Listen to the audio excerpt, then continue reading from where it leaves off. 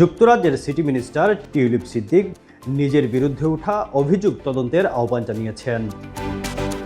বাংলাদেশের সাবেক প্রধানমন্ত্রী শেখ হাসিনা ও আওয়ামী লীগের সঙ্গে সংশ্লিষ্ট ব্যক্তিদের দেওয়া একাধিক ফ্ল্যাটে টিউলিপ বসবাস করেছেন, এমন অভিযোগ ওঠার পর তদন্তের এই আহ্বান জানালেন তিনি। এই তদন্তটি করবে যুক্তরাজ্যের একটি স্বাধীন তদন্তকারী কর্তৃপক্ষ। দ্য গার্ডিয়ানের খবরে এ তথ্য উঠে এসেছে।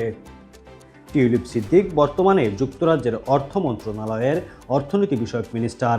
টিউলিপ ছাত্র জনতার অভ্যুত্থানে বাংলাদেশের ক্ষমতাচ্যুত প্রধানমন্ত্রী ও আওয়ামী লীগ সভাপতি শেখ হাসিনার বোন শেখ রেহানার মেয়ে।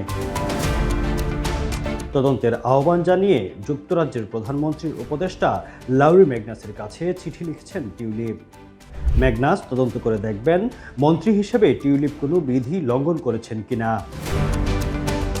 চিঠিতে টিউলিপ লিখেছেন, গত কয়েক সপ্তাহে তিনি গণমাধ্যমের খবরের বিষয়বস্তু হয়েছেন। সেখানে তার আর্থিক বিষয় এবং সাবেক আওয়ামী লীগ সরকারের সঙ্গে তার পরিবারের সংযোগের বিষয়গুলো উঠে এসেছে। এর অনেক কিছুই সঠিক নয়। তিনি লিখেন, আমি ভুল কিছুই করিনি, তবে সন্দেহ এড়াতে আমি চাই এই বিষয়গুলো নিয়ে আপনি স্বাধীনভাবে সত্যিটি সামনে আনবেন। সম্প্রতি যুক্তরাজ্যের রাজধানী লন্ডনে টিউলিপ সিদ্দিকের বসবাস করা একাধিক ফ্ল্যাট নিয়ে বিতর্ক দেখা দেয়।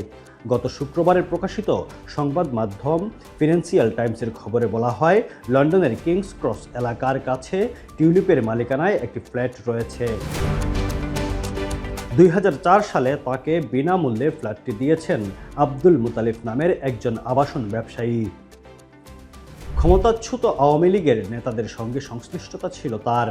পরে যুক্তরাজ্য ভিত্তিক আরেক সংবাদ মাধ্যম সানডে টাইমসের খবরে বলা হয়, লন্ডনের হ্যামস্টেড এলাকায় টিউলিপ সিদ্দিকের বোনকে বিনামূল্যে আরেকটি ফ্ল্যাট দিয়েছিলেন মঈন গনি নামের এক আইনজীবী।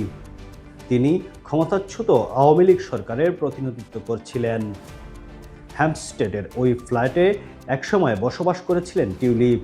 এছাড়া আওয়ামী লীগ সংশ্লিষ্ট বেশ কয়েকটি ফ্ল্যাটে টিউলিপ ও তার পরিবারের বসবাসের খবর পাওয়া গেছে।